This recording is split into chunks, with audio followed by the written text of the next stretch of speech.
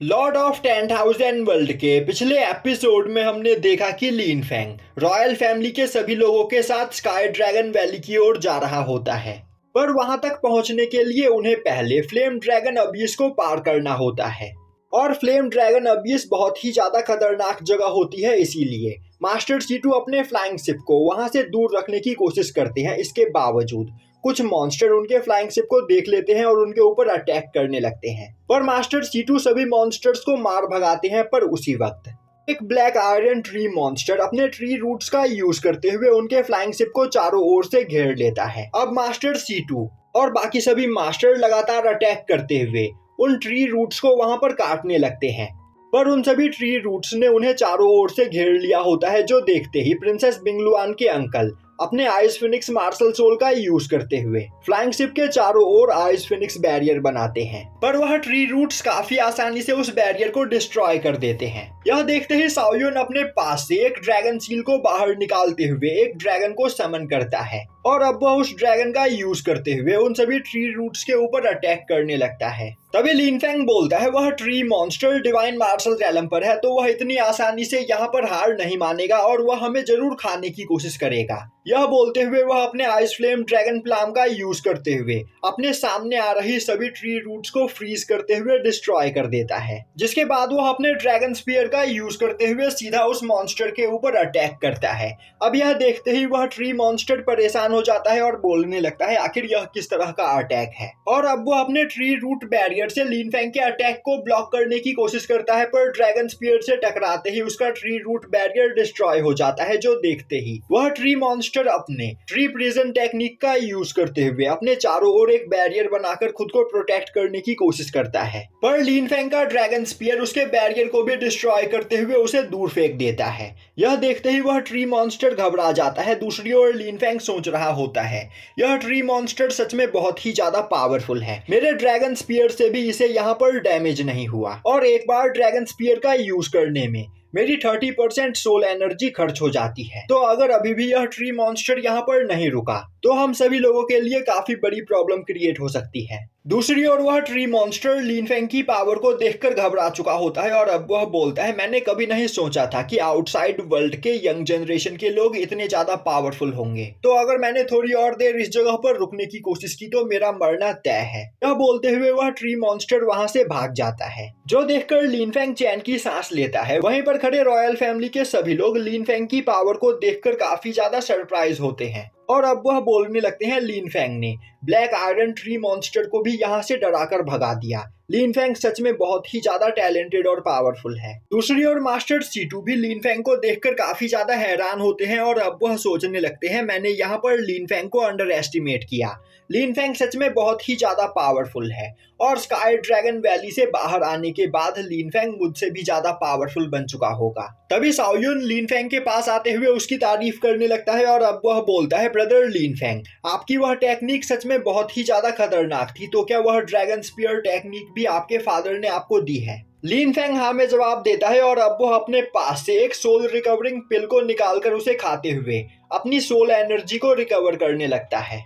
तभी master situ बोलते हैं हमें जल्द से जल्द फ्लेम ड्रैगन अबियस से बाहर निकलना होगा, वरना और भी ज्यादा पावरफुल मॉन्स्टर्स हमारी ओर अट्रैक्ट हो सकते हैं। अब सीन शिफ्ट होता है और हमें दिखाया जाता है कि मास्टर सीटू सभी लोगों को अपने साथ लेकर फ्लेम ड्रैगन अबियस को पार करके स्काई ड्रैगन वैली में पहुंच चुके होते हैं। तभी वह सभी लोग देखते हैं कि एक फॉर्मेशन प्लेटफॉर्म के पास कई सारे लोग खड़े होते हैं और उसी जगह पर क्विन होंग भी सुआन यू, ओ यांगजिन और अपने बाकी सभी साथियों के साथ खड़ा होता है। उन्हीं के साथ क्विन लियान भी खड़ी होती है, जो लिन फैंग को देखते ही सोचने लगती है आखिर लिन फैंग इस जगह पर अभी भी जिंदा कैसे है। अब वहाँ पर साओयुन, क्विन यू और प्रिंसेस बिंगलुआन को देखकर सभी लोग उनके बारे में बात करने लगते हैं। तभी एक पर्सन बोलता है आखिर प्रिंसेस बिंगलुआन यहाँ पर क्या कर रही है? वह 18 साल की हो चुकी है, पर अब तक उनकी मार्शल सोल यहाँ पर अवेक नहीं हुई है, तो क्या उन्हें सच में लगता है कि स्काई ड्रैगन वैली के अंदर जाकर वह कल्टीवेशन करके अपनी पावर को बढ़ा सकती है?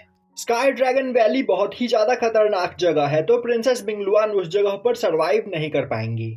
अब यह सुनकर प्रिंसेस बिंगलुआन को काफी ज्यादा गुस्सा आता है, जो देखते ही उसके अंकल बोलते हैं प्रिंसेस अगर आप चाहो तो मैं इन सभी लोगों को यहाँ पर इनकी औकात दिखा दूं। प्रिंसेस बिंगलुआन बोलती है इसकी कोई जरूरत नहीं और यहाँ पर वक्त ही बताएगा कि आखिर असली लूजर कौन है। यह सुनते ही प्रिंसेस बिंगलुआन के अंकल हंसते हुए बोलते हैं आपने बिल्कुल सही कहा। और जैसे ही इन बेवकूफों को यह पता चलेगा कि आपने यहाँ पर दो मार्शल सोल को अवेक किया है, इनके होश उड़ जाएंगे। तभी वहां पर खड़ी एक लड़की प्रिंसेस बिंगलुआन के बगल में खड़े लिन फेंग को देखते हुए बोलती है आखिर वह पर्सन कौन है। प्रिंसेस बिंगलुआन का बॉडीगार्ड तो सीटू ये हुआ करता था, कहीं यह प्रिंसेस बिंगलुआन का फियांसे तो नहीं। तभी वहां पर खड़ी एक दूसरी लड़की बोलती है हाँ यह हो सकता है, क्योंकि प्रिंसेस बिंगलुआन की मदर प्रिंसेस से बहुत ही ज्यादा परेशान है और वह जल्द से जल्द प्रिंसेस बिंगलुआन की शादी कर देना चाहती है। दूसरी ओर उन लड़कियों को यह बात करते हुए देखकर क्वीन यू काफी ज्यादा जेलस फील कर रही होती है और अब मास्टर सीटू उन सभी लोगों को अपने साथ लेकर वहां से आगे बढ़ते हैं और अब वह सभी लोग एक ओल्ड मैन के सामने जाकर उसे ग्रीट करते हैं और यह ओल्ड मैन प्रिंसेस बिंगलुआन का 11th ग्रैंडफादर है। अब वह ओल्ड मैन प्रिंसेस बिंगलुआन को देखते हुए बोलता है बिंगलुआन तुम स्पिरिचुअल मार्शल रैलम के 9th लेवल पर पहुंच चुकी हो, जो देखकर मैं तुम्हारे लिए सच में काफी ज्यादा खुश हूँ। पर मैं तुम्हें यह याद दिलाना चाहता हूँ कि बिना अपनी मार्शल सोल को अवेक किए तुम डिवाइन मार्शल रैलम पर नहीं पहुंच पाओगी। तो तुम्हें यहाँ पर अपनी मार्शल सोल को अवेक करने के लिए काफी ज्यादा मेहनत करने की जरूरत है। तभी प्रिंसेस बिंगलुआन के अंकल उन्हें बताते हैं कि बिंगलुआन ने यहाँ पर अपनी मार्शल सोल को अवेक कर लिया है।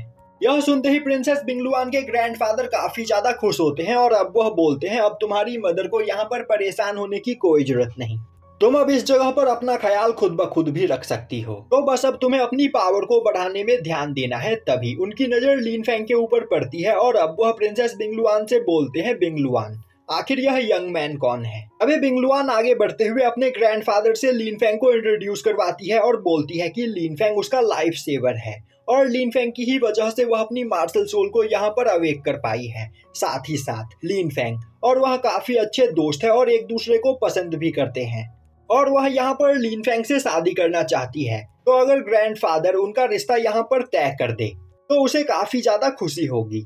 यह सुनते ही आसपास खड़े सभी लोग काफी ज्यादा हैरान होते हैं। दूसरी ओर यह देखकर क्वीन यू काफी ज्यादा जेलस फील कर रही होती है, क्योंकि वह ग्रैंडफादर से यह बात बोलना चाह रही होती है पर प्रिंसेस बिंगलुआन ने पहले ही ग्रैंडफादर से यह बात बोल दी होती है। तभी ग्रैंडफादर हंसते हुए बोलते हैं बच्चे तुम बिंगलुआन से शादी करना चाहते हो, पर इससे पहले तुम्हें मेरी अप्रूवल लेनी होगी। मुझे यह साबित करो कि तुम बिंगलुआन से शादी करने के वर्दी हो या फिर नहीं। यह बोलते हुए ग्रैंडफादर अपनी पावर को रिलीज करते हैं। अब बस ग्रैंडफादर के पावर प्रेशर से ही लिन फेंग वहां पर घायल हो जाता है। तभी ग्रैंडफादर चिल्लाते हुए बोलते हैं मुझे दिखाओ कि आखिर तुम कितने ज्यादा पावरफुल हो। यह बोलते हुए वह अपने पर्पल ड्रैगन क्लॉ से लिन फेंग के ऊपर अटैक कर देते हैं। यह देखते ही प्रिंसेस बिंगलुआन परेशान हो जाती है और अब वो अपने ग्रैंडफादर से वहां पर लिन फेंग के ऊपर रहम दिखाने के लिए बोलने लगती है। तभी उसके ग्रैंडफादर हंसते हुए बोलते हैं बिंगलुआन तुम मेरी फेवरेट ग्रैंड डॉटर हो, तो मैं ऐसे ही किसी भी अरे गहरे के हाथ में तुम्हारा हाथ नहीं दे दूंगा।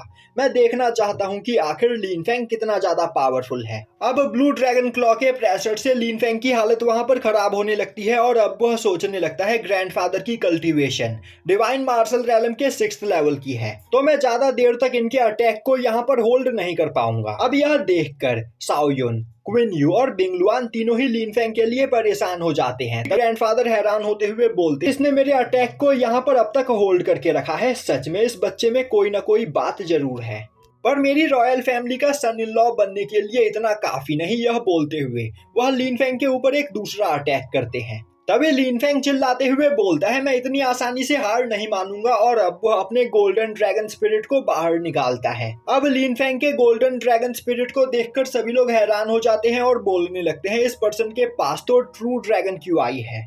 अब यह देखकर ग्रैंडफादर भी हैरान हो जाते हैं और बोलने लगते हैं मैंने जितना सोचा था लिन फेंग सच में उससे काफी ज्यादा इंटरेस्टिंग पर्सन है, और तो और मैं यह सेंस कर सकता हूँ कि लिन फेंग की पावर हेवनली मार्शल रैलम के 3rd लेवल की है। और अब ग्रैंडफादर वहां पर अपने अटैक को रोकते हुए शांत हो जाते हैं और बोलते हैं लिन फेंग तुम्हारी पावर और हिम्मत को देखकर मैं सच में काफी ज्यादा इम्प्रेस हुआ हूँ, तुम सच में बहुत ही ज्यादा इंटरेस्टिंग पर्सन हो। तो फिर ठीक है, मैं बिंगलुआन के लिए तुम्हें यहाँ पर एक्सेप्ट करता हूँ, आज से तुम हमारे रॉयल फैमिली के सन इन लॉ हुए।